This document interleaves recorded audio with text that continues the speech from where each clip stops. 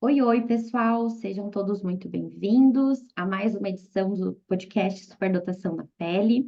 Hoje eu convidei a Rita, que é uma superdotada, para estar aqui com a gente, né? Que eu tive aí a oportunidade de encontrar ela nesse caminho, né? Do autoconhecimento, nesse caminho também de descobrimento sobre a própria superdotação. E hoje eu fiz, né, esse convite para a Rita justamente para ela estar aqui compartilhando a experiência dela, mas compartilhando também os desafios, né, da superdotação na fase adulta, as implicações, né, que esse diagnóstico, por mais que não seja, né, um diagnóstico, a descoberta dessa superdotação, a identificação na vida adulta, também traz, né, ali vários descobrimentos, mas também vários desafios, né, da própria identificação. Então, seja muito bem-vinda, Rita. É um prazer, né, ter você aqui no nosso podcast. É um prazer, escutar a sua trajetória, né? Eu sou sua fã, né, fã aí do seu trabalho, do seu aspecto, né, ao longo da sua jornada, dos seus desafios, a forma que você enfrenta e lida com suas dificuldades, né? Acho que tem uma grande identificação, né, tanto pessoal, mas talvez todos que estão aqui acompanhando vão também se identificar com aquilo que você fala, né? Que acho que muitos dos desafios que você enfrenta são desafios que todos os superdotados enfrentam, né, na sua jornada. Então, muito obrigada por ter aceitado esse convite, de estar aqui hoje gravando comigo. Espero, né, que a nossa conversa aí seja bem, né, aproveitada, que possa, né, trazer também muitos insights para todos que vão nos escutar depois. Seja bem-vinda, Rita. Obrigada. Muito, muito obrigada, prazer é meu de estar aqui. Eu e a Paula, a gente já se conhece, né, desde 2022.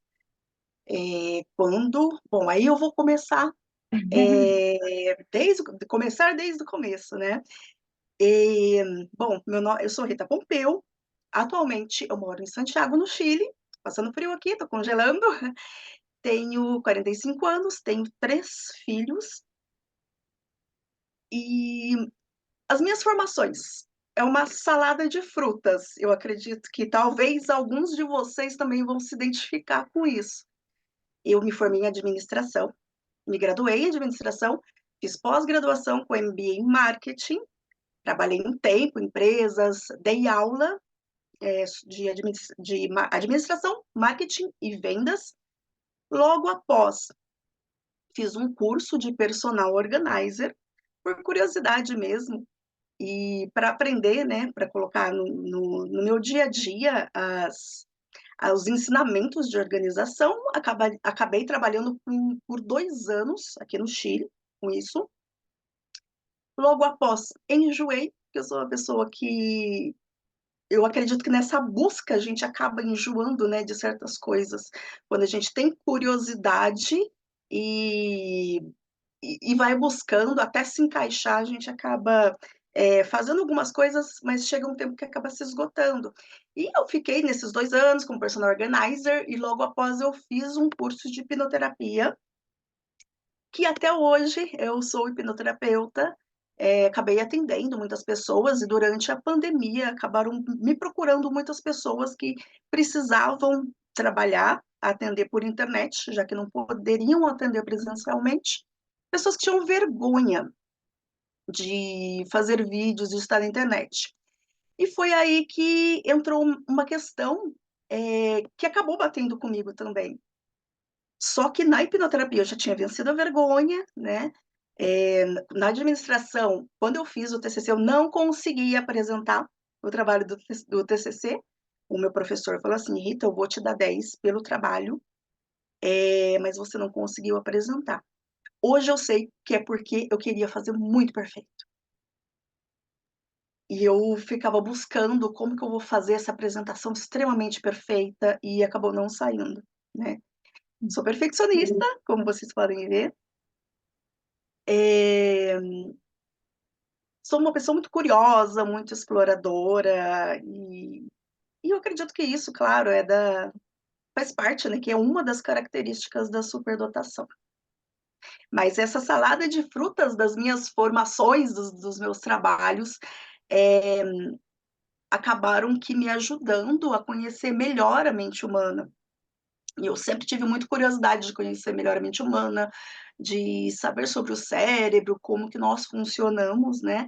E como que nós podemos mudar também aquilo que está atrapalhando a nossa vida. Uhum. E Então é como isso, foi aí que eu que, cheguei na hipnoterapia. uhum. E como que, né, Rita, pensando, enquanto você foi falando ali das suas próprias características, né, da curiosidade, do perfeccionismo, né, eu fiquei pensando assim, ao longo da sua vida, né, como que você caiu de paraquedas, né, ali na superdotação, como que foi, né, quando você descobriu que existia, né, algo que pudesse explicar, né, esse perfeccionismo, essa curiosidade, esse tédio rápido, né, pelas coisas, que é da superdotação. Como que foi esse processo, né? Como de descobrimento ali da condição, quanto, né, um processo assim mais singular teu mesmo. Eu tenho um filho, meu filho mais novo, ele tem 9 anos. O Luca, ele é autista. E eu estava pesquisando algumas coisas no YouTube sobre autismo e fazia um tempo que aparecia para mim um vídeo sobre autismo e superdotação. Mas eu nunca dei muita bola, porque como o meu filho é autista nível de esporte 2, ele tem dificuldade na fala, eu pensei assim, ele não é superdotado. Então eu não vou ver esse vídeo. Mas sempre aparecia aquele vídeo lá para mim. E eu acabei, vou clicar. Por se acaso eu vou clicar. E eu fui assistindo o vídeo e conforme a pessoa que estava apresentando foi falando ali algumas características e aquilo foi me incomodando, porque eu vi que algumas coisas batiam comigo. E eu pensei assim, bom, eu vou pesquisar um pouco mais sobre superdotação na idade adulta. Conforme eu fui assistindo vários vídeos ali, eu fui gelando. Não, não é possível, não é possível, não é possível. É uma coisa que eu jamais imaginava. E eu sempre me senti, desde criança, deslocada, e eu sabia que eu era diferente das outras pessoas. Só que eu, assim, tá, não sei, deve ser por qualquer coisa. E, claro, a gente acaba achando que a gente tem alguma coisa de errado, que faz com que a gente seja diferente de alguma pessoa, porque a gente tem algum defeito, tem alguma coisa de errado com a gente que os outros não têm. É, e nisso tá, eu fui pesquisando, nunca dei muita bola por ser diferente, mas na idade adulta eu pensei, eu devo ser assim porque eu devo ter traumas da minha infância, da minha adolescência. A Polly conhece a minha história, né? Inclusive, a Polly é minha psicóloga desde 2022. E eu pensava, eu devo ter trauma, sei lá, deve ser alguma coisa assim. E quando se eu fizer terapia e sanar todos esses traumas, eu vou me sentir uma pessoa normal. E com essa descoberta, conforme eu fui vendo esses vídeos, eu cheguei no Instagram de uma psicóloga, é, a Denise, você conhece? Cheguei no Instagram da Denise, Denise Brero, Uhum. acho que é isso. E tinha um teste num dos posts. Eu acabei fazendo esse teste e dizia alguma coisa assim: se você atingiu 70 ou 75%, você precisa procurar fazer um diagnóstico. Eu não sei se é diagnóstico que fala, mas enfim. E meu deu 90%. Uhum. Quando isso deu 90% para mim, assim, deu quase que um checkmate. Claro que eu precisava buscar ainda fazer, né, todo aquele processo para obter o laudo. Eu fiquei 3 noites praticamente sem dormir, porque o meu sonho era ser uma pessoa normal. E que via, mas você nunca vai saber como é ser como os outros. Uhum. Você sempre vai ser assim. E aquilo me assustou demais. Uhum. Eu fiquei muito, muito, muito assustada, porque, tá, o que que eu faço com isso agora? Eu vou buscar ajuda aonde? né? Será que aonde eu vou buscar outras pessoas que sejam semelhantes a mim? Então eu fiquei muito assustada por isso. O que que eu vou fazer com isso? Eu não sabia lidar comigo mesma. Mas aí eu acabei me acalmando e fui chegar até você, né, entrei em contato com a Denise acho que parece que não tinha agenda, alguma coisa assim, e acabou indicando a Cognos e acabei chegando até você. Aí acabei passando, né, pelo processo todo e acabei recebendo o laudo. Mas quando eu recebi o laudo, eu já não estava tão assustada, tão preocupada, já tinha me acalmado e aquilo foi um alívio para mim. Uhum.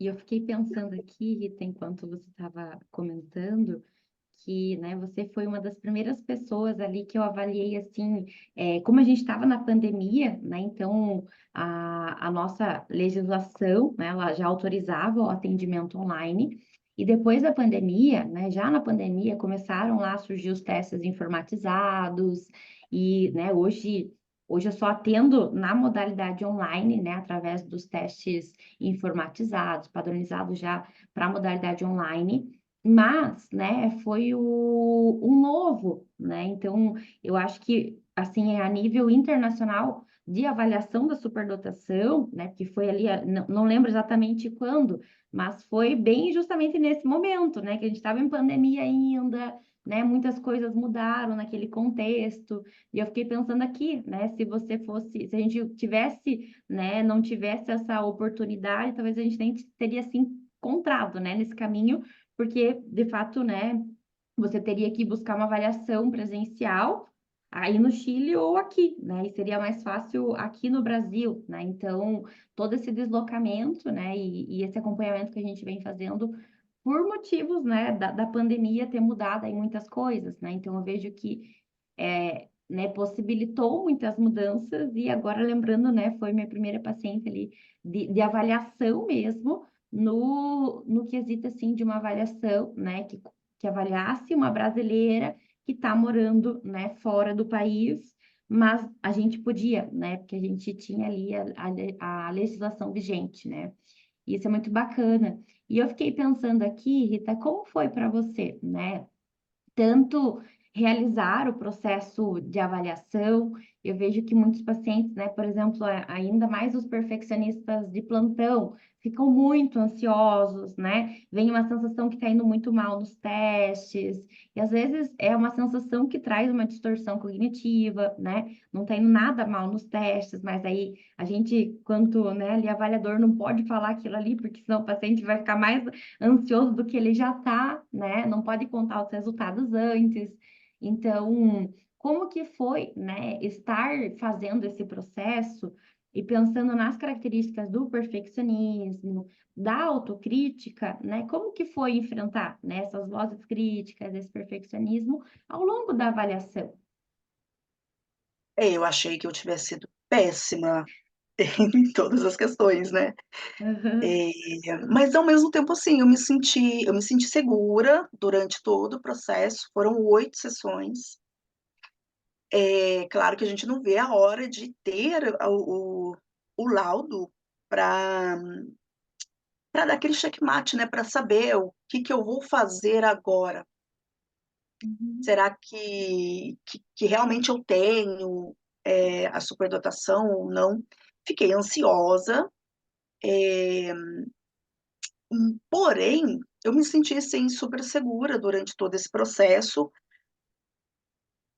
Eu acreditava que, por algum momento, que não ia dar em nada, uhum, justamente por achar que eu deveria ter ido melhor em algumas questões ali, sabe. Só que em alguns momentos eu achei que ia dar sim pelo teste que eu estava fazendo e por identificar com algumas características que eu tinha visto em todos os vídeos que eu uhum. havia assistido, né. Então, para mim, depois que eu acabei recebendo tal o laudo, aí eu foi um alívio. Uhum. E eu noto assim que às vezes para alguns, né, é um processo ali extremamente doloroso, né, de compreensão do ninguém me viu antes, né? Acho que para alguns traz essa dor, o processo, né, da identificação. Para outros, né, traz justamente o que você falou, né, um alívio, ufa, né, graças a Deus, né, é isso, agora eu tenho um nome, agora eu sei o que eu vou realizar.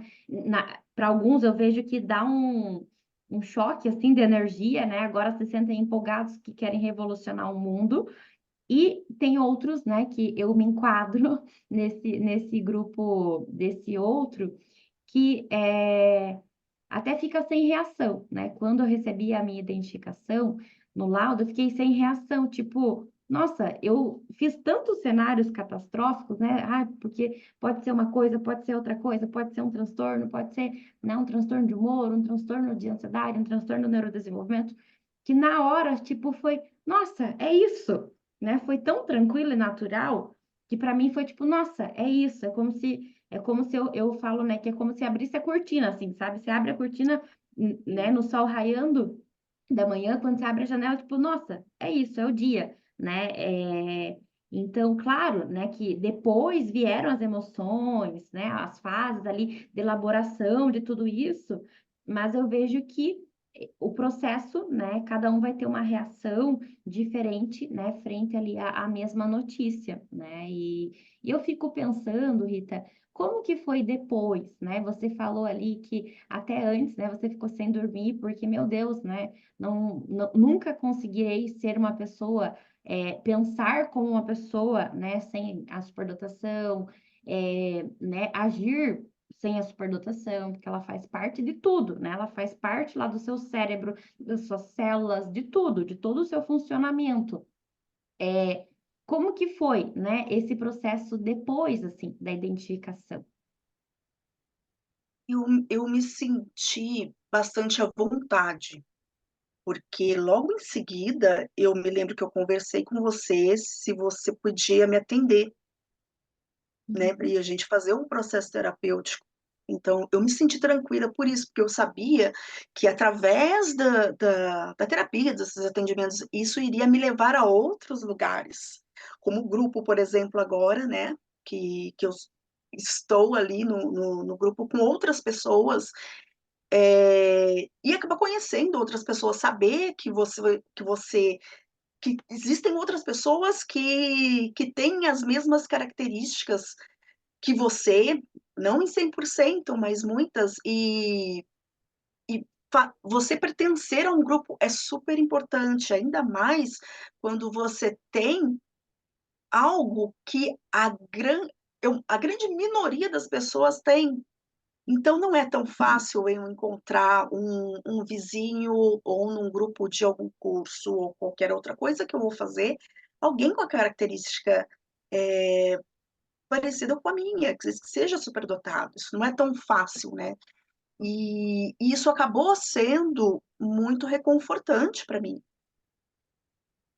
porque eu sei que eu posso ser eu mesma, pelo menos ali, em determinado grupo, que as pessoas de repente vão entender todas as coisas que eu tenho que lidar, todas as características da sensibilidade, né? E diversas outras características. Eu me senti super, super bem, super à vontade. Então, foi bem ao contrário daquele susto inicial que eu tive quando eu estava vendo os vídeos no YouTube. uhum, Eu me senti pertencente, comecei a me sentir pertencente e tem muita coisa ainda muita coisa boa que por vir, né, eu acredito. Porque apesar de faz o quê? Não faz 2 anos que eu descobri, estou trabalhando isso, mas acho que ainda tem muito que trabalhar, tem muita coisa boa para desfrutar, porque durante todo esse processo terapêutico, eu aprendi que a gente não deve focar só no lado ruim da superdotação, que é o excesso de empatia, né? Por exemplo, essa sensibilidade eu estou aprendendo a usar para coisas boas. Então, é como se fosse o início ali, quando eu recebi esse laudo e comecei todo o processo terapêutico de autoconhecimento, como se eu estivesse reiniciando a minha vida, Uhum. desde o comecinho. Só que reiniciando a minha vida de um determinado ponto, mas quando eu olhava para trás, eu comecei a compreender todas as situações que eu tinha passado, ao qual eu era vista como arrogante, prepotente, porque sabia respostas ou porque não me juntava com determinados grupos. Embora na escola eu tivesse uma super adaptação, fora da escola não dava. Eu olhava, de repente, um determinado grupo de adultos e não se encaixava. Eu queria se encaixar no meio adulto, mas eu acabava é, poxa, o que que eu posso conversar aqui? O que eles têm de interessante para conversar comigo, porque eu não estou ouvindo nada. Uhum. E uma coisa também super importante, é a questão de você perder o medo de parecer arrogante. Então, quando eu olhava para esse passado, quando eu olho ainda para esse passado, eu começo a compreender tudo. Uhum. Então, passo todas as coisas ruins do passado e daqui por diante tivesse um caminho assim mais limpo. Uhum. E eu vejo, Rita, que é como se fosse um processo, né, como eu falei ali, né, dessa abertura da janela, mas eu vejo também que para alguns é tipo assim, virou a chavinha, né, como se virasse a chavinha, porque agora eu Uhum. tenho a chave, né, não é que eu virei. Antes eu estava na frente de uma porta fechada, e na frente de uma porta fechada você fica paralisado, não tem pra onde você ir. Ou você volta para trás, ou você fica parado esperando essa porta abrir, né? E quando você tem essa chavinha, que pode ser o autoconhecimento, que pode ser, né, você saber o nome de uma característica, saber por que você é assim, né? Saber ali um fundamento, isso faz com que você entre, né, dentro daquilo, que você saia com a chave, você tem domínio, né? Então, ou você pode ficar lá dentro, mas você está seguro, porque tem a chave. Se você quiser sair, você sai, né? Então, eu vejo que é um processo que também se torna mais flexível, né? Porque eu vejo assim que muitos superdotados têm muitas dificuldades, né? Você trouxe aqui algumas em relação ao contexto da interação social, em relação ao contexto familiar, né? Da família não conseguir suprir as necessidades, ou daquela criança, né? Ter uma intensidade emocional e essa família também não conseguir lidar com essa intensidade, querer tampar essa necessidade emocional ou, né, suprimir essa criança de alguma forma. Então, eu vejo assim que isso permite que a gente olhe para esse passado, né, e muito num processo assim de autocompaixão, né, que você falou, né, um caminho diferente, porque é um caminho de maior compaixão consigo mesmo, né? É um caminho que eu me olho e que, enquanto você foi falando agora, né, fiquei pensando, nossa, né, mas será então que essa vergonha lá de apresentar o TCC já não era dos próprios padrões inflexíveis, né? Será que não era do próprio perfeccionismo que chegava a travar, né? Então a gente vai buscando e conforme o conhecimento, né, vai sendo trazido para a gente vai saindo dessa escuridão, né? E saindo da escuridão a gente tem mais domínio, né? A gente sabe se a gente quer voltar, quer ir para outro lado, quer ir para frente, a gente é mais flexível quando a gente tem mais conhecimento, né, Rita? Que características, né, que você nota, assim, no seu, tanto no comportamento mais atual, quanto lá do seu passado, que ganharam vida, né? Que ganharam assim conhecimento depois que você se identificou, né? Depois que você descobriu que existia ali uma condição que explicasse, né, o seu funcionamento, o funcionamento do seu cérebro, das suas emoções. O que de fato assim foi importante saber até para os superdotados, né, que estão aqui e que talvez estão passando por um processo parecido, né, ou estão nesse primeiro momento lá da Rita, né, que estava vendo os vídeos no YouTube, né, que características assim que trouxeram luz para você, né, e que explicaram muito do seu funcionamento ao longo da vida e agora. Eu acredito que a principal são as emoções exacerbadas. Eu estava assistindo um vídeo no YouTube, eu não vou me recordar o nome agora, mas é de uma parece que ela é pedagoga francesa, e ela escreveu um livro como de superdotação, e traduzindo para o português, esse livro não tem em português, eu não encontrei, só em espanhol, mas traduzindo para o português, o livro se chama Muito Feliz, Muito Inteligente para Ser Feliz. E ela estava explicando que o superdotado, ele não é racional, ele é emocional. Primeiro são as emoções e depois ele vai pensar com a razão.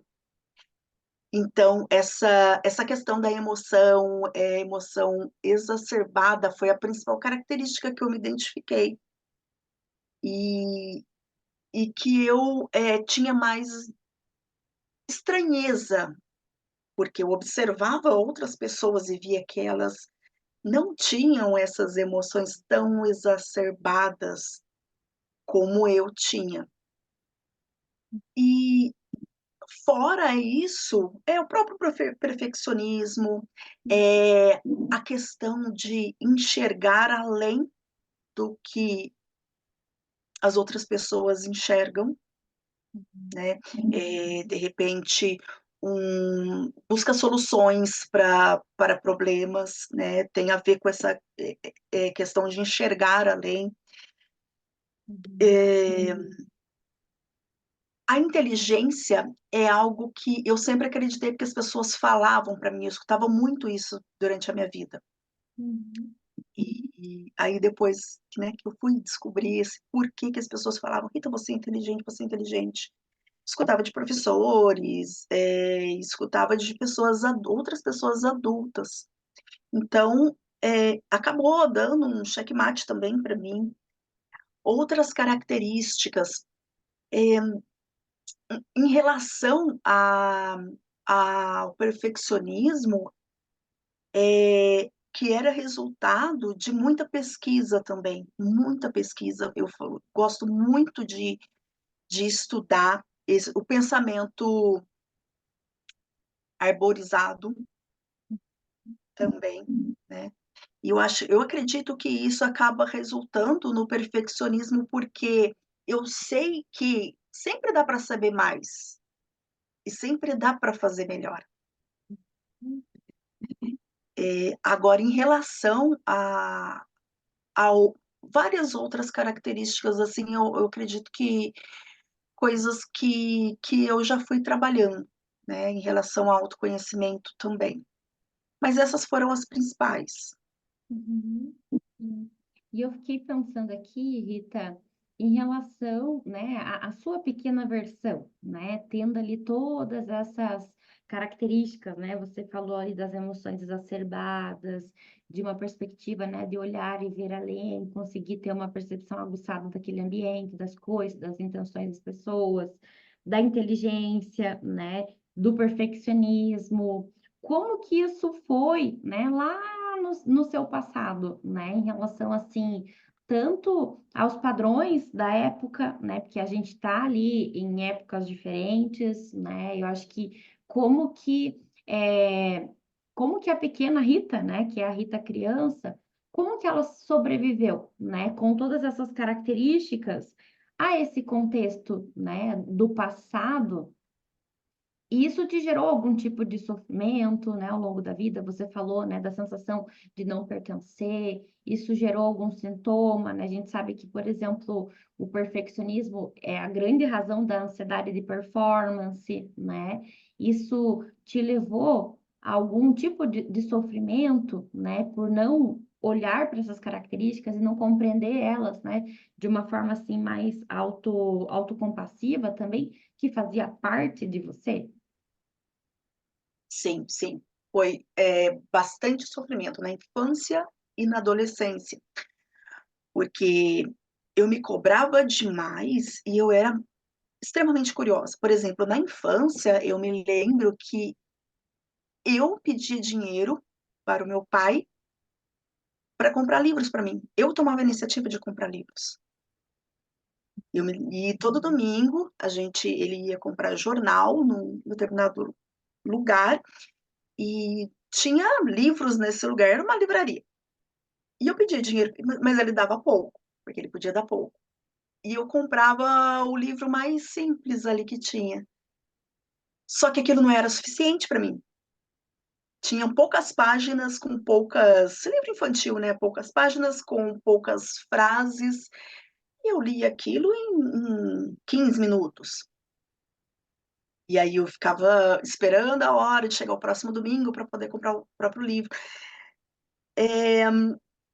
Muitas coisas eu precisava tomar iniciativa para ter muitas atitudes, por exemplo, ou escrever, fazer um desenho. Eu gostava mais de escrever do que de desenhar.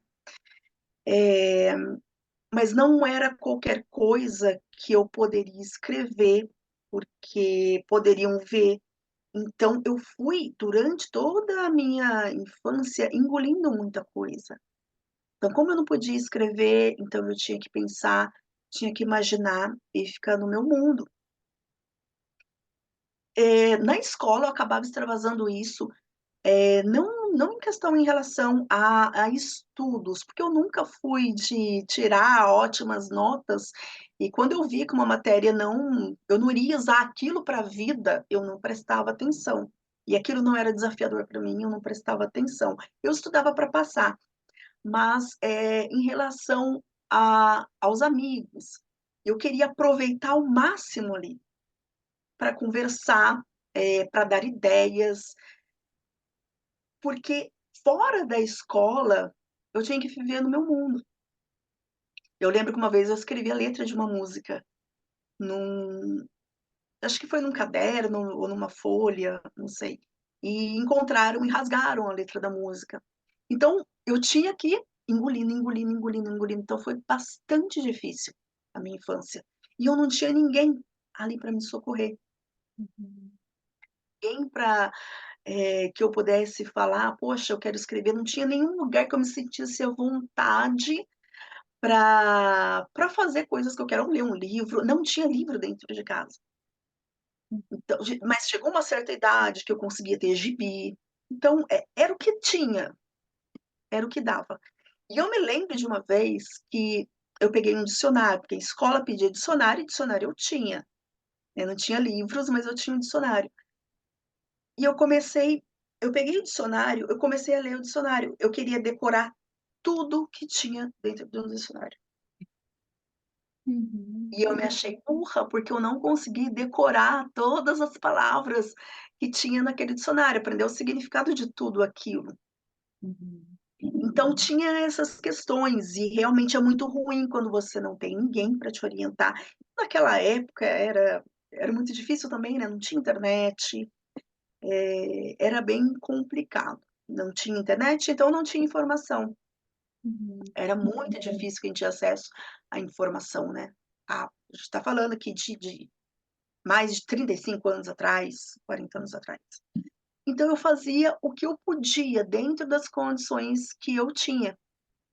E conforme foram passando os anos, por exemplo, se eu não podia comprar um livro novo, eu ia no sebo, comprava um livro.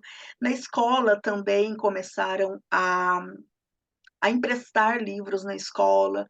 Aí conforme foi passando o tempo, fui pegando livros da escola. Eu era assim, com 12, 13 anos eu lia Shakespeare. E tinha um momento que eu achava chato e eu me achava, como assim? Eu estou achando chato ler, eu preciso ler Shakespeare. Eu preciso saber Shakespeare. E eu me cobrava. E eu me achava burra por não entender e achar chato ler Shakespeare, porque tem que fazer. Então, eu tinha muitas cobranças e também eu acabava engolindo muita coisa. Essa parte foi super difícil. E na adolescência, a mesma coisa, porque conforme vai passando o tempo, a gente vai enxergando que não é, né, dentro da nossa cabeça, se a gente enxerga que não é possível fazer determinada coisa, conforme vai passando o tempo, a gente Uhum. vai desistindo, vai se conformando que realmente não é possível eu escrever, não é possível eu aprender a fazer um desenho, aprender a fazer qualquer coisa. E a única coisa que eu consegui me desenvolver mais ali na a partir dos 9 anos até a idade adulta foi na cozinha. Eu fui cozinhar e eu lembro que eu assistia um programa que passava na hora do almoço,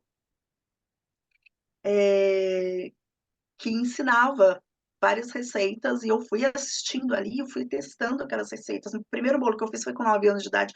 Então, e as pessoas, quando olhavam para mim, conforme eu fui fazendo aquilo, porque eu fui pegando gosto, eu via que estava certo e que as pessoas elogiavam, fui fazendo aquilo. Mas não que eu quisesse ter aquilo como profissão, mas era o que tinha, era o que eu podia fazer, porque eu queria fazer algo, alguma coisa que me desafiasse. E encontrei ali em cozinhar, algo que eu pudesse fazer alguma coisa diferente a cada dia. Uhum. E inventar, então foi aquilo. Mas hoje em dia já não gosto tanto como antes, mas, ainda assim um pouquinho, lógico, porque depois eu fui descobrindo ou novas formas, né, de me desafiar e de aprender e me aventurar também. Uma profissão, hobby eu não tenho ainda, estou aprendendo a gostar de fotografia, mas, como na vida, né, na minha vida, eu acho que na vida de todos vocês também não se encaixa fazer tudo, a gente acaba, vendo o que dá para fazer. E eu acho que isso que você trouxe, né, Rita, geralmente tem alguma coisa que é um fator protetivo, né, ali na infância, né? É um amigo, é um cachorrinho, é uma avó, é um vô, é uma vizinha, né? Geralmente vai ter algo, seja um objeto, seja um filme, né? Vai ter algo que vai ser protetivo no sentido assim de fazer sentido, né, para esse indivíduo, ou ele viver ali, né, uma relação segura, ou ele encontrar uma ocupação para ele se autoaliviar daquelas emoções negativas, né? Por mais que lá, hoje, talvez a gente pense, nossa, né, uma criança ficar assistindo, né, a tarde inteira. Por mais que hoje a gente veja e saiba, né, que isso vai trazer um prejuízo para essa criança, talvez lá no passado foi protetivo, né? Para que essa criança não ficasse com aqueles pensamentos o tempo todo que, né, sobre o que estava acontecendo. Então, a gente também tem que pensar que algumas coisas elas acabam sendo muito importantes, né? Como isso que você trouxe agora, né? De cozinhar, que naquele momento, né? Foi protetivo e foi o momento ali que você encontrou, né? Uma forma de se desafiar, de não ficar entediada, né? De exercitar ainda mais sua curiosidade, ainda mais, né? Cozinhar tem uma questão também ali dentro do contexto familiar, né? Então, tudo isso, né? A gente vai vendo que né? Geralmente o superdotado, por mais que tenha uma infância, uma adolescência, né, com muito sofrimento, sempre vai ter coisas protetivas, né, que nos permitiram, né, se desconectar daquela dor que a gente tinha, né? E quando você foi falando, eu me recordo que a minha, o meu autoalívio era ir para casa dos meus avós nas férias, né? E eu, tipo assim, acabava a aula hoje, amanhã eu já estava com a mala pronta para ir para casa da minha avó e do meu avô. Eu só voltava quando acabava as férias, né? Então, e lá, né, era uma coisa simples, né, que eu ficava vivendo com a minha avó. Mas assim, de ter a companhia da minha avó, de conversar com a minha avó, eu sempre, né, fui ali uma criança que eu não gostava de conversar com as outras crianças. Eu gostava de ficar com a minha avó, cuidando da cozinha, arrumando as coisas da casa, né, fazendo. Minha avó faz muito crochê, aprendendo a fazer crochê, aprendendo a tricô, a outras coisas, né? Eram os meus interesses. Então, esse ambiente ele vai favorecer também isso, né? Seja um vizinho, uma avó, um amigo, qualquer pessoa. E eu fiquei pensando aqui, Rita, no contexto de hoje, né? Pensando ali no conjunto de características, né? Como se fosse um potinho onde todo mundo tem um potinho, né? Só que cada um tem numa intensidade diferente, né? Como se fosse um potinho com bolinhas. Só que cada bolinha para cada potinho é diferente o tamanho, né? Para alguns o perfeccionismo vai, sei lá, ser metade do potinho, né? Para outros vai ser a curiosidade, para outros vai ser o hiperfoco, para outros a determinação, a motivação, né? Então, essas bolinhas, elas vão tendo tamanhos diferentes conforme o nosso histórico de vida, a nossa personalidade, né? Só que dependendo do tamanho de cada bolinha, vai afetando a nossa vida, né? Por exemplo, se eu sou uma pessoa que tenho, e eu sou essa pessoa do hiperfoco, que eu tenho um hiperfoco e eu fico pensando naquele assunto, né? O meu hiperfoco nunca é em coisas que eu quero, tipo, aprender. Isso me entedia, tipo assim, ah, eu quero aprender tal coisa. Nossa, sentar ali, ficar ouvindo, lendo, nossa, eu odeio. Mas me peça para criar. Crie tal coisa, faça um projeto. Nossa, eu fico dias pensando e criando e não me sinto cansada. Só que isso afeta meu sono, isso afeta que eu esqueço de me alimentar, e quando eu vou me alimentar, né, eu vou lá com muita fome, daí como coisas que talvez não são tão saudáveis, preciso cuidar disso. Quando eu tô no hiperfoco, esqueço que eu tenho que fazer atividade física, porque sempre dá para fazer mais um pouquinho desse trabalho, né? Eu aguento mais uma hora e daí deixo a academia ou a atividade física para outro dia. Então, eu vejo que algumas características vão afetar em algumas áreas da vida, né? Então, assim como, por exemplo, se eu tenho uma emoção muito exacerbada, pode afetar na minha alimentação, numa compulsão, né? De buscar ali um alívio na alimentação. E claro, né, as ideias, o pensamento arborizado pode afetar o sono. Que dificuldades que você nota hoje, né, no seu dia a dia, pelas características também da superdotação, né, que são ali seus desafios, e assim, não só as suas dificuldades, né, mas o que que você tem feito, porque a gente sabe que também temos que ser muito flexíveis, né, porque muitas técnicas, né, que a gente sabe que são importantes, o superdotado não consegue implementar no seu dia a dia, né? Que coisas assim que a gente, né, poderia aqui falar como dica, né, daquilo que você testou e não deu certo, mas aquilo que você testou e deu certo, né, no sentido ali de acolher essas dificuldades que você tem no seu dia a dia, que são referentes a essas características, mas que, né, afetam o nosso corpo biológico, nosso sono, nossa alimentação, né, nossa energia, disposição mental. Tá. Então, vou começar pelo que não deu certo para mim. Claro que, como hipnoterapeuta, também conheço diversas ferramentas, mas o que não deu certo, por exemplo, é fazer algo que precise de rotina, porque eu precisaria criar um novo hábito. Por exemplo, todos os dias pela manhã, escrever, ou fazer uma meditação, ou fazer tal coisa. Então, encaixar isso em um determinado horário para mim, embora, claro que a rotina é importante, mas aí tem a criação de um novo hábito, que às vezes não é tão fácil assim. Então, para mim, por enquanto, não deu certo, mas eu acredito que também seja uma questão de momento, porque a minha cabeça está pensando em várias outras coisas, vários outros projetos para fazer, encaixar um hábito dentro da minha rotina, para mim, vai demandar muita energia que eu não tenho à disposição. Uhum. Por outro lado, coisas que deram muito certo para mim e que acredito que sejam muito mais fáceis do que você criar um novo hábito. Uma delas é uma meditação espontânea. Como que funciona isso? Você perceber, claro que isso demanda você estar percebendo o seu corpo, e isso precisa ser treinado, porque, esse excesso de pensamento, se você ficar só com pensamento, pensamento, pensamento, isso adoenta e é muito ruim, não permite que você tenha essa questão da meditação espontânea, que eu acredito que é a mais fácil.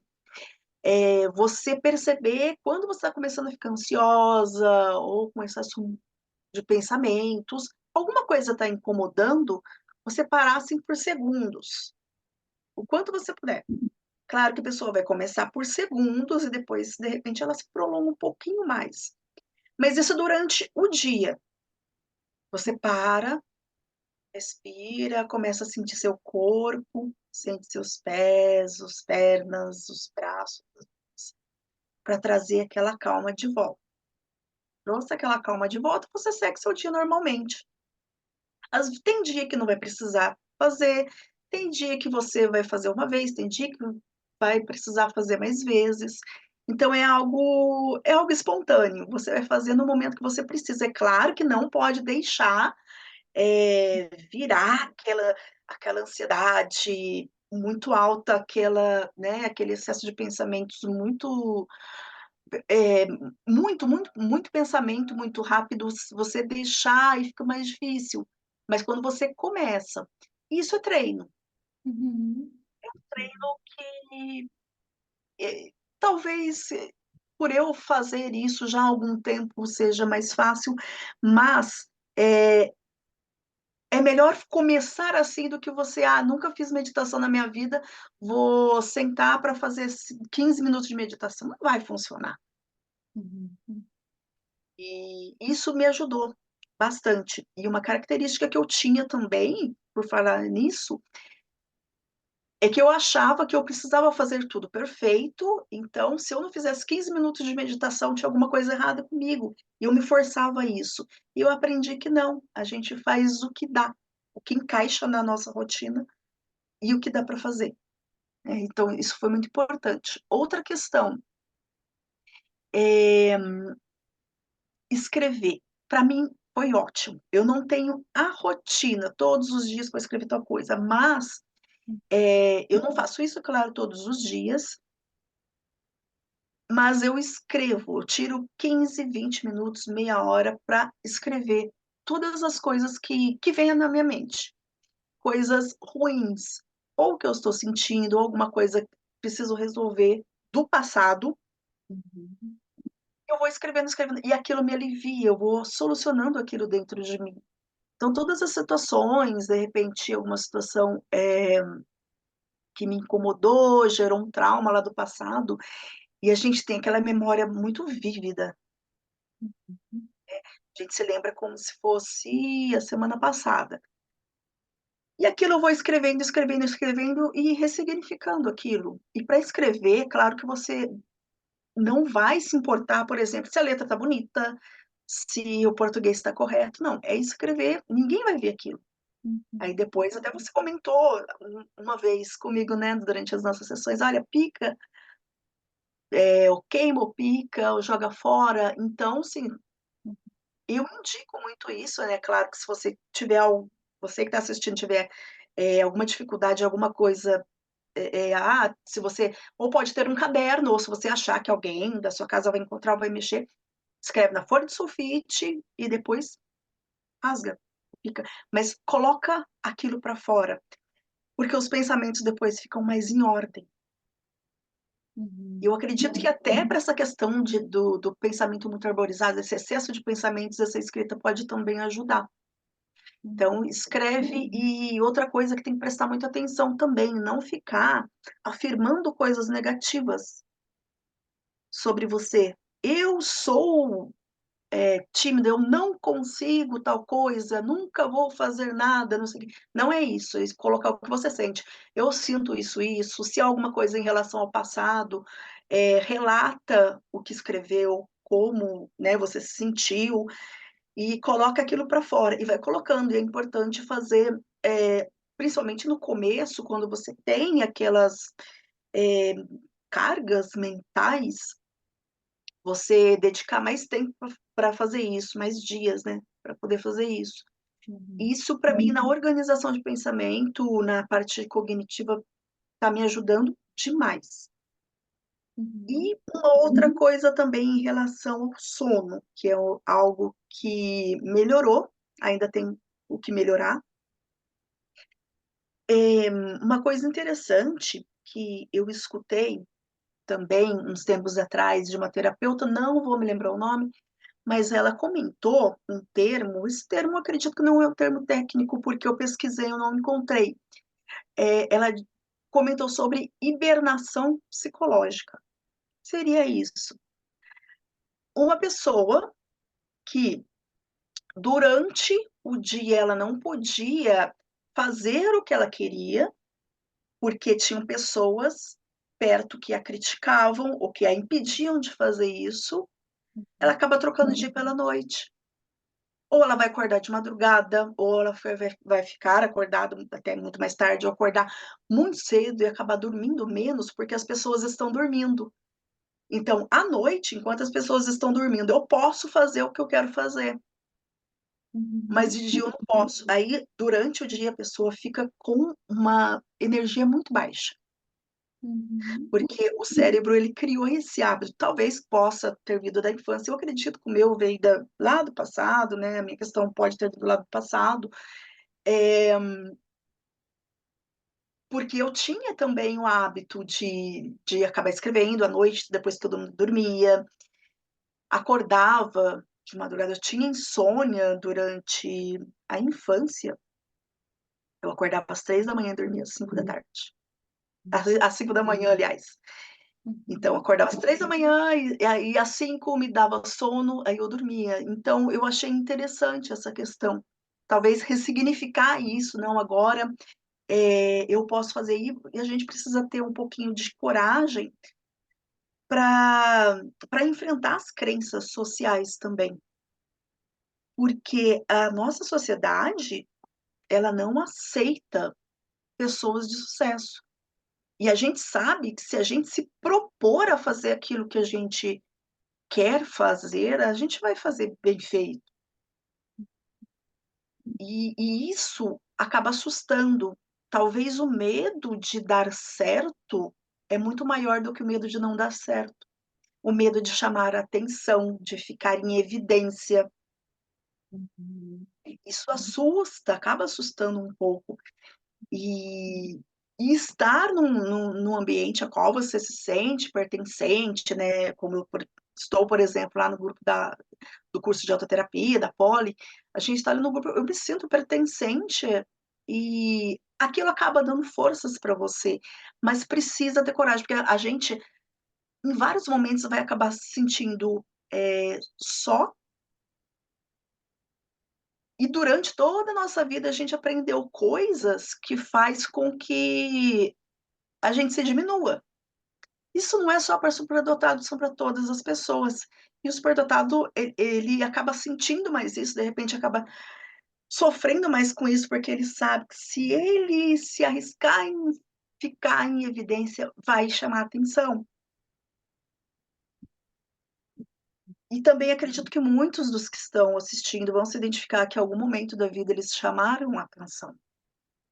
E isso pode ter assustado, né, conforme Pode dependendo da situação, se te criticaram, se deram um olhar ali meio estranho para você.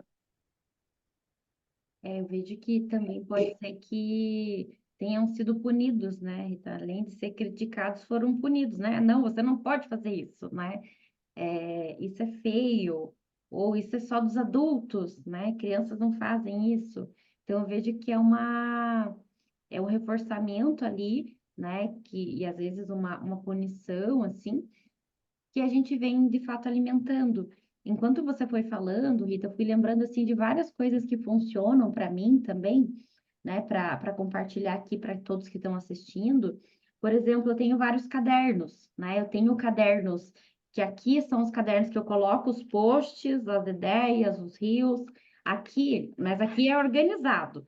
Esse outro caderno aqui é o desorganizado, é só ideia, por exemplo, né? No meio do dia eu vou lá e coloco qualquer coisa, não respeito linha, não respeito nada. Nesse caderno aqui é total caos, né? Completo das minhas ideias. Aí tem o outro caderno, que é o caderno dos meus cursos, das coisas que eu assisto, das ideias que eu, né, de orientações profissionais, de coisas, né, que eu gosto. Aí tem o planner, né, em relação ao que eu preciso fazer, ir no dentista, ir não sei na quê, e coisas pessoais, coisas do trabalho, né, coisas assim que eu preciso fazer, executar. Então, eu acho que essa é uma ferramenta muito importante, né? Eu já vi, por exemplo, até pacientes hoje usando a Alexa, né, para lembrar que tem que tomar água, para lembrar que está na hora de, né, já está na hora de ir na academia, de fazer atividade física. Eu vejo que, por exemplo, algumas ferramentas, essas ferramentas, elas me ajudam no sono, no sentido assim de eu não vou ficar pensando naquela ideia porque ela está guardada lá naquele caderno. Então, eu não vou perder essa ideia, porque antes era o motivo da minha insônia. Eu achava que se eu dormisse, eu iria perder aquela ideia e no outro dia eu não ia conseguir resgatar mais ela. E aí eu não dormia, porque eu não queria perder a ideia, né? E aí, então, eu vou fazendo isso ao longo do dia, eu vou despejando, na hora que vem, é como se fosse psicografando, né? Veio a ideia, vai lá e escreve, né? Por quê? Porque passou aquele pensamento e eu quero gravar aquele pensamento, né? Então eu vou lá e escrevo na hora, do jeito que ele vem. Não organizo, não planejo, escrevo do jeito que ele vem. Depois ele vai passar por um filtro, vou ficar ali cozinhando esse pensamento, né? Que tá ali na minha folhinha, vou olhar, vou ver o que que eu posso fazer com isso, posso fazer um vídeo, um post, sei lá o quê, né? Então, né? Mas esse despejar de pensamentos, ele já me ajuda no meu sono, né? De eu não ficar mais pensando. Claro que de noite eu fico pensando, claro, eu fico pensando em muitas outras coisas. Hoje, por exemplo, eu estava pensando, será que as pessoas, né? Como que as pessoas têm incômodos sensoriais dormindo, né? Como que a gente fica sentindo a temperatura da coberta, né? E isso acaba trazendo incômodo sensorial mesmo com a gente dormindo. Eu estava dormindo e pensando nisso, né? Então, eu vejo assim que é uma das ferramentas que funciona para mim. Talvez, né, expondo aqui, funcione para você também. Pode ser que não funcione, né? Pode ser que você precise pegar post-its e sair colando no painel, né? Ou, de fato, falar ali com uma pessoa, né? Todos esses pensamentos, né? Colocar para fora esses pensamentos. Tem pessoas que precisam, de fato, de fazer uma atividade mais, assim, né? Intensa, né? Então, por exemplo, Muay Thai, Jiu-Jitsu, né? Que envolva esse gasto mais intenso de energia, além, né? De fato, marcar e escrever as suas ideias. Eu vejo que uma grande ferramenta para aqueles, né, que vão para uma exaustão, né, ou estão ali num quadro depressivo, com pouca energia para fazer atividade física, algumas ferramentas da roupa, né? Eu vejo que é importante, por exemplo, se eu gosto de fazer de manhã, então tenta dormir já meio que com a roupa, né? Claro, né, que eu sei que é desconfortável a gente dormir com legging e tal, mas assim, tem algumas que dá pra gente dormir, né? Então, tenta já dormir com a roupa pronta para você só levantar, escovar o dente, tomar um cafezinho e ir para academia, né? Ou, por exemplo, de tarde, né? Já leva na mochila a roupa, né? Para você não ter que passar em casa, já vai direto do trabalho para atividade física. Eu vejo que também uma coisa que você falou, Rita, é muito importante a gente saber que horário do dia a gente é mais produtivo. Se você é mais produtivo de noite, porque daí não tem barulho, né? Não tem ninguém te incomodando, né? Não vai ter ninguém passando e gritando na casa, né? Usa esse tempo da noite, né? Se você produz mais de noite. Porque eu vejo que muitos tentam se encaixar o padrão, né? Tem que produzir de manhã e de tarde, e aí não produz, porque de fato não consegue, por questão sensorial, por questão, né, do calor. Então, eu vejo que, por exemplo, uma das coisas, né, que eu tenho mudado muito é justamente os horários que eu atendo. Eu sou muito mais produtiva de manhã, né? Então, hoje, por exemplo, a minha grande, né, jornada de trabalho é de manhã, no início da manhã, que é o meu cérebro tá processando super bem. Conforme vai dando o calor do dia, nossa, eu vou ficando extremamente lenta, devagar, né? Então, isso influencia. Então, ter uma organização na agenda que possa suprir esse horário que eu sou mais produtiva, seja eu autônomo, seja eu, claro, né, que tem pessoas que vão trabalhar em empresas e não vai ter, né, de fato, como a gente pensar nisso. Mas aí pensa na distribuição das tarefas, né? Tarefas talvez mais difíceis em momentos que você tem mais disposição, final da tarde ou início da manhã, né? Geralmente depois do almoço todo mundo fica meio lesado, né? Então não coloque as tarefas mais difíceis para depois do almoço, né? Coloque as mais básicas. Então isso também acaba ajudando. Eu vejo que tem uma estratégia, não sei se você conhece, Rita, que é a do gelo, né? A estratégia do gelo, você coloca o gelo nas mãos, aperta ele, né? Pressiona ele e solta. Você vai fazer isso, aperta uns 15 segundos, solta 15 segundos. No momento de crise, isso é muito bacana e funciona super bem, né? Quando você está lá numa crise de assincronia, né? Consigo, né? Tenho muita capacidade cognitiva, estou fazendo esse projeto super bem e, sei lá, né? Tô emperrado, tô com dificuldade de algum outro aspecto ali na alimentação. Às vezes, as crises das assincronias elas são muito parecidas com as crises existenciais, né? Onde há um questionamento de tipo, por que que eu sou assim? Por que que eu funciono dessa forma? Aí eu vejo que ela ativa a defectividade, ativa a autocobrança. Então, coloca um gelo nas suas mãos, vai para um lugar, né? A Rita já falou isso da atenção no aqui e no agora, presta atenção no seu corpo, né? Respira profundamente, solta o ar enquanto o gelo vai derretendo. Faz isso ali por 1 minuto e meio, né? Até o seu corpo ir voltando à homeostase. Isso é uma técnica assim que funciona muito bem para muitos superdotados. E eu acho que até a do lugar seguro, né? Talvez vocês, né, já conheçam essa técnica do lugar seguro, ela tende também a baixar a ansiedade em situações de desespero, de desamparo, de tristeza, né? A gente imaginar que a gente está num lugar seguro, construir essa imagem na nossa mente, né? Então a gente imagina que a gente está lá, a gente está sozinho numa floresta, numa água, num quarto, pode ser, né? Usar ali a criatividade, e isso também é uma ferramenta que geralmente vai tendo, né, um efeito de baixar a ansiedade, acolhendo a nossa emoção. Se a gente luta contra a emoção, ela aumenta, porque daí aí a gente começa a ficar bravo porque a gente não, porque a gente está triste, né? Então vai duplicando, e aí eu começo a sentir culpa porque já passou tantas horas e eu ainda não deixei essa tristeza ir embora. Então, a gente precisa acolher, né? A gente precisa baixar essa onda emocional, e para isso a gente precisa respirar, prestar atenção no aqui e no agora, né? Prestar atenção no que está acontecendo com a gente. Eu vejo também que uma outra estratégia, né, é a comunicação, né? Dar limites para as pessoas, comunicar o que não foi agradável, comunicar ao outro, né, que a gente ficou insatisfeito, que a gente não gostou, que ele invadiu o nosso espaço, né? Então, isso é muito comum, né? Hoje, com as redes sociais, as pessoas invadirem o nosso espaço, que a gente nem deu esse espaço para elas, né? E elas invadirem isso. Então, acho que também dar limites, né, e dizer não, e, né, pontuar ali colocações dentro da comunicação também são muito importantes, né, que podem nos ajudar a se sentir menos ansiosos, com menos autocrítica, né, isso também tende a fazer com que a gente se enfrente, né, enfrente as nossas dificuldades de uma forma mais adequada. E uma outra coisa que eu pensei em relação à alimentação, né, para a gente já ir caminhando para o fim, na alimentação, uma coisa também que é muito importante é, né, pensando ali naquele superdotado workaholic que trabalha um monte, ou tá em hiperfoco por tempão, né, e aí depois, nossa, já tá na hora de, né, já acabou o dia, eu ainda nem jantei, nem me alimentei. Às vezes, alarmes, né, por exemplo, a Alexa é bem legal, né? De fato, ela vai avisar você, né? Já são 7 horas da noite, está na hora de jantar, né? Para você ter ali um alerta e às vezes se dar conta, né? Que você estava ali no hiperfoco e não estava percebendo isso, porque os superdotados não percebem o corpinho deles, né? Eu até digo né, para os meus pacientes que, por exemplo, às vezes eu consigo controlar até a dor de cabeça.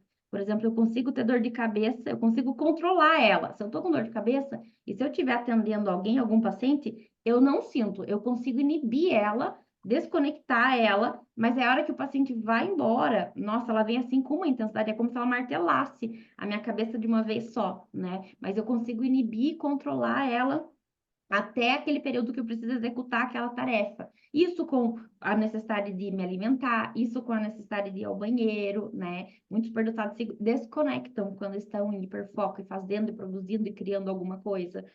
Então, ter, né, esses alarmes, esses dispositivos sonoros são importantes, assim como também ter um planejamento alimentar, né? Não no sentido assim, ir numa Nutri, não, né? Você, de fato, ter ali comportamentos antecipatórios, né? De, vou lavar as verduras, né? A chance de, por exemplo, de você comer uma verdura, se ela tiver lavada, do que você ter que lavar todo dia, é maior se ela já está lavada na geladeira, né? A chance de você comer lá o mamão, se ele já está descascado e, né, e cortado ali em fatias, é maior do que todo dia você está disposto a cortar esse mamão, né? Então, são coisinhas de funções executivas mesmo, né, que a gente vai se organizando e que né, nos ajudam a lidar com as nossas próprias características, né, Rita? Não sei se tem mais alguma, Rita, que você foi pensando também. Tem uma que tem a técnica Pomodoro.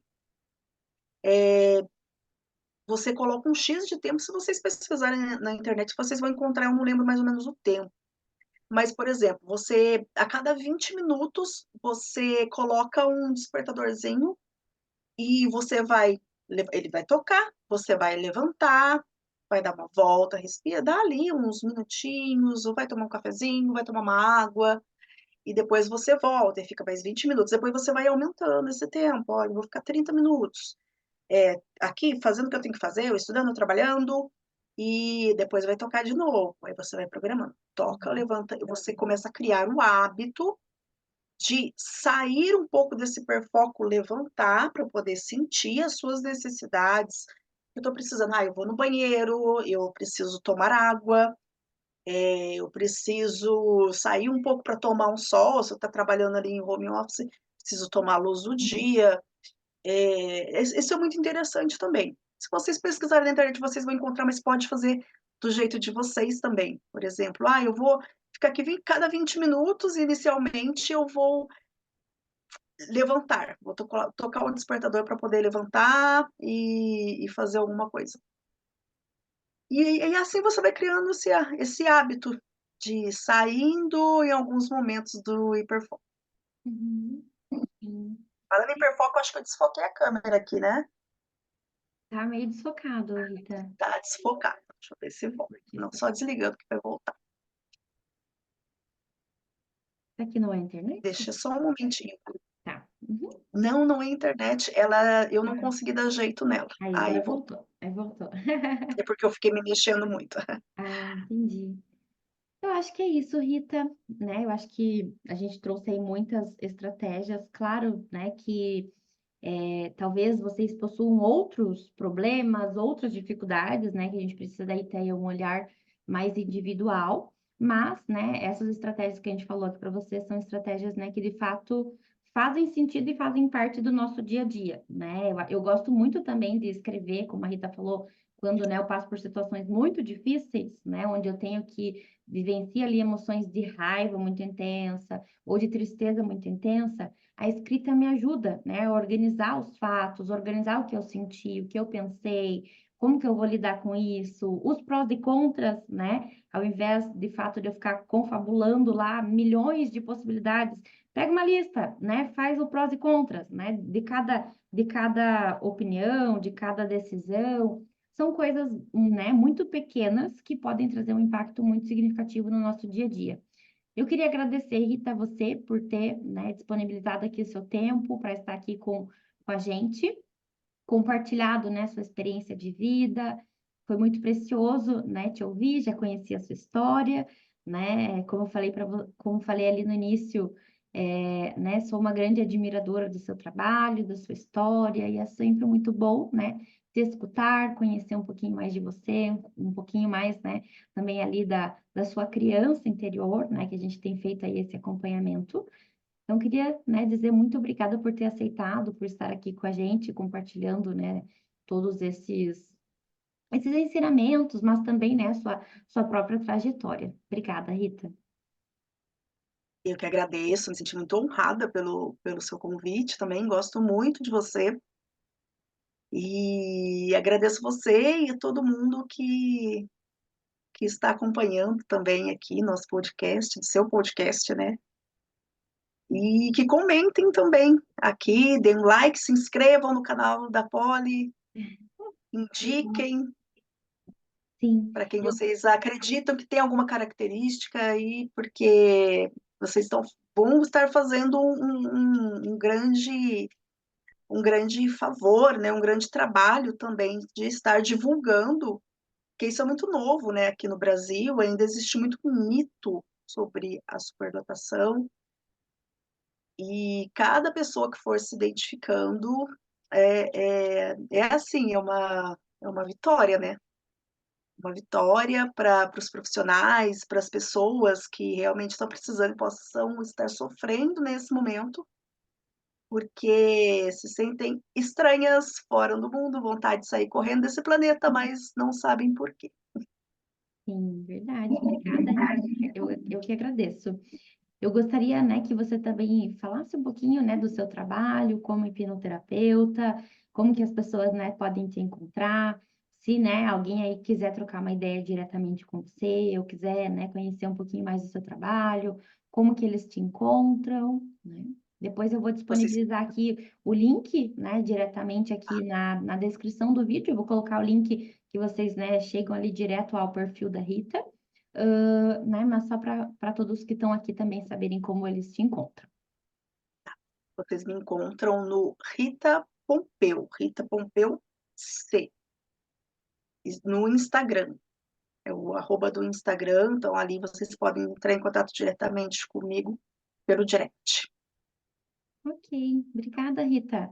Eu que Desejo, né, uma agradeço. boa, um bom podcast, né, para quem assistiu, bons insights, né, com certeza agora a cabecinha de vocês já está pipocando de ideia, né, nesse momento. Então, desejo, né, que todos acolham essas informações, né, e façam bom uso dessas informações. Agradeço novamente a Rita pela sua disponibilidade. Para aqueles que ficaram com dúvidas, querem perguntar alguma coisa diretamente para a Rita, podem entrar em contato com ela ou podem deixar aqui, né, o seu comentário, a sua dúvida aqui no vídeo, que assim que possível a gente vai verificar e vai respondê-los, tá bom? Um beijo, gente. Obrigada, Rita. Até a próxima. Tchau, tchau.